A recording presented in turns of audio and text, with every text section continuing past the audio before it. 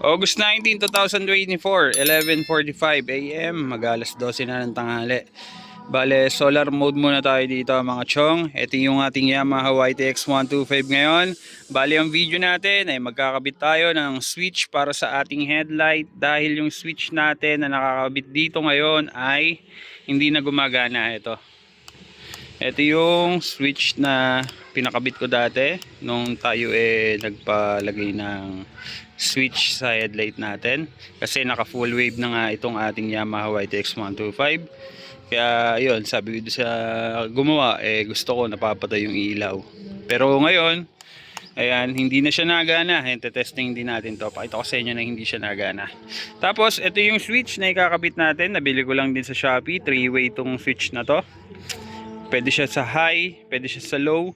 Pero ang kailangan lang natin dito, yung on and off. So, hindi natin magagamit dito yung high and low. Hindi ko siya may co-connect dito. Dahil meron naman tayo ditong high and low ng ating headlight. Bale, kaparehas nito, ito.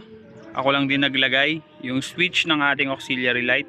Yung switch kasi na dati nakalagay dito, nasira na rin. Ito, hindi ko na videohan yung paglalagay nito. Yan. Nabili ko lang sa Shopee to, mga chong. Lalagay ko na lang yung link dyan sa description para kung sakaling naghahanap kayo ng switch na medyo maganda-ganda at mukhang matibay, check nyo na lang. Bale, clamp type tong nabili natin. Ayan. At bala ko siya ilagay dito din sa part na to. Kasi puno na dito Ang dami nang nakalagay. Wala na akong mapagsasalpakan.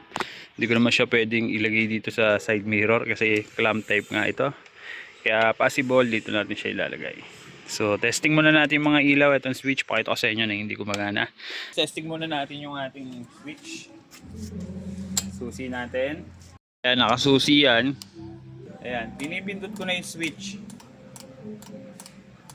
Hindi talaga yung nagana yung ilaw. Hindi talaga nagana. Pati itong taillight try natin. Kasi pagka switch natin to, pati yung taillight iilaw dapat.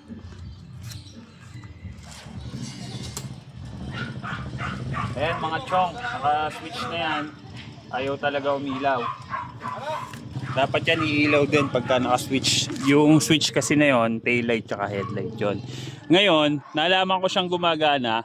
Etong mga ilaw, akala ko kasi punde. Nalaman ko silang gumagana kapag doon sa headlight nagpa-passing light tayo. Dito naman pag nagbe-brake tayo. Ngayon, ipepreno ko, tingnan nyo ilaw yan. Ayan, nagana siya. Diyan ko nalaman na hindi sila punde. Akala ko kasi punde kaya hindi na ilaw, yung pala sira na yung switch. Testing naman natin yung headlight, ipapassing natin. Ito, testing natin ipassing. Hindi ko i-switch, ito yung switch niyan papassing ko lang. Ayan. Nagana siya sa passing. Akala ko lang isang araw, punde na. So, ayun, doon ko na realize na switch pala ang problema. Switch pala ang sira. Install na natin tong bago nating switch. Bali, ang muna natin gagawin, ikakasa muna natin to dito. Tatanggalin ko muna tong mga nakakabit. Ayan, para magkatabi sila dito.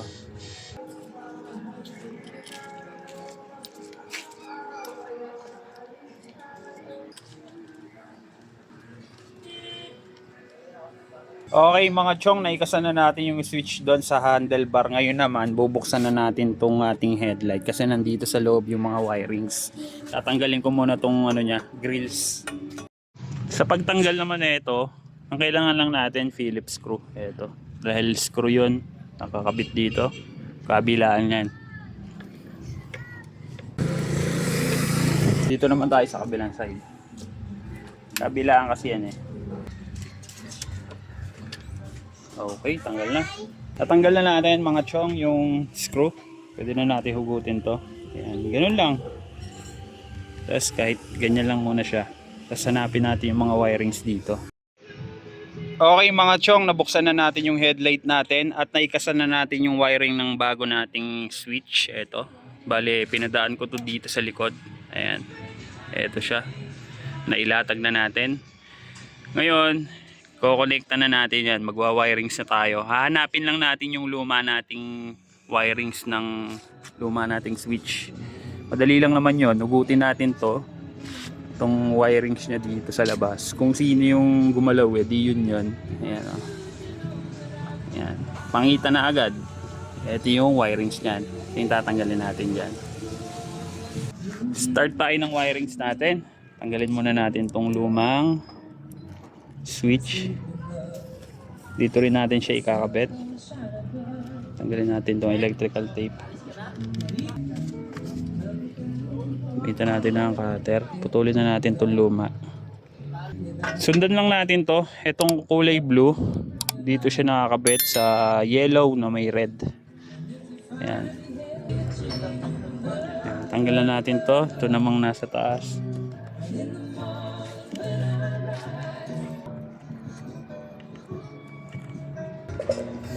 Etong brown tsaka black na wire, nakakabit siya dito din sa red and yellow. Parehas na ito. Okay mga chong, parehas ng kulay itong wirings na to. Ayan. Bale ito ay magkaruktong magkaruktong siya. Red and yellow ang kulay niya. Ayan. Bale, dyan siya lalagyan ng switch para magkaroon siya ng switch. Pero pagka magkaduktong yan, lagi lang nakabukas yan. Ayun yung pinaka, kung hindi nyo pa nagagalaw yung motor nyo, magkaduktong tong red and yellow. Ngayon, dyan tayo maglalagay ng wirings. Yung brown tsaka black dito sa taas. Yung blue dito sa baba. Okay, start tayo. Balatan muna natin tong mga wirings na to.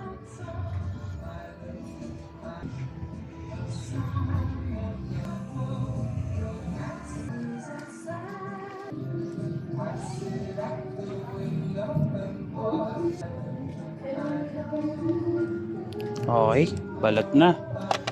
Connect na natin.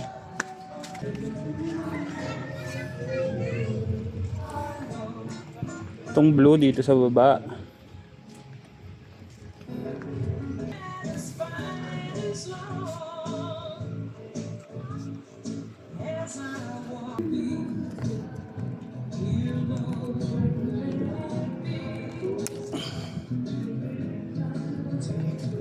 Okay, one down. Ito naman ang i-connect natin dito.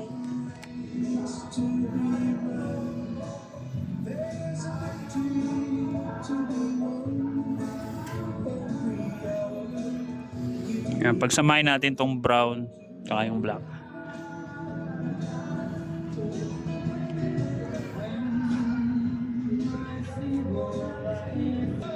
Lagyan natin ang electrical tape.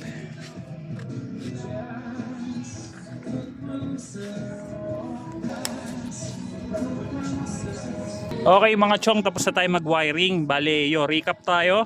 Etong black tsaka brown dito sa taas. Etong blue dito sa baba.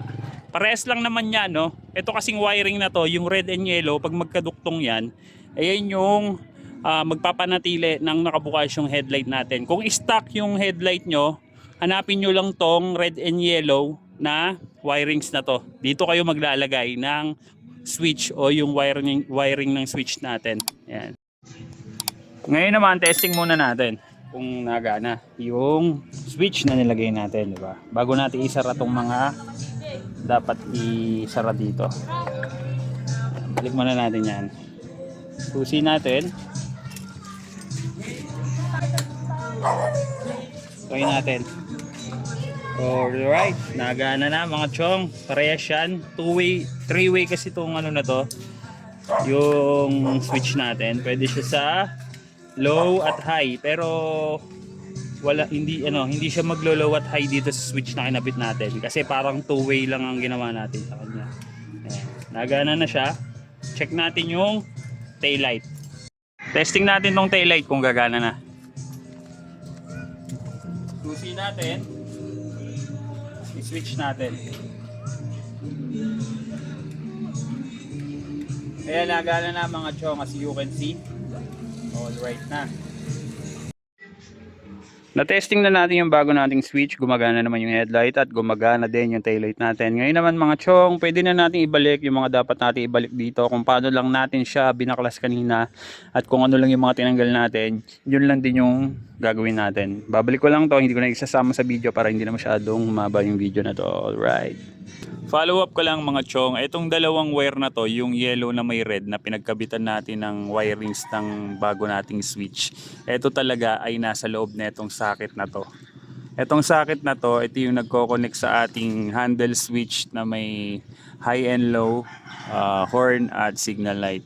Ayan, ito yung socket niya.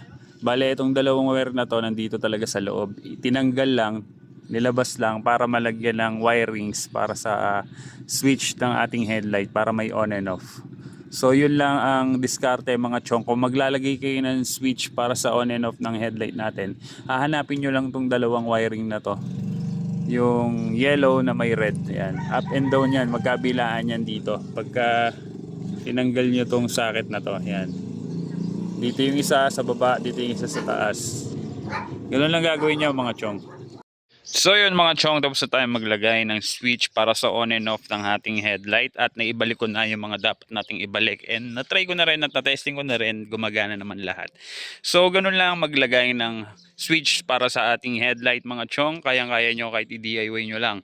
Bali hanggang dito na lang tong video na to. Huwag nyo na lang kalimutan mag-like, comment at subscribe at pindutin yung maliit na notification bell dyan para updated kayo sa mga video na ginagawa natin dito sa ating YouTube channel. So yun lang mga chong, peace, rock and roll, kita-kits tayo next video. Yeah.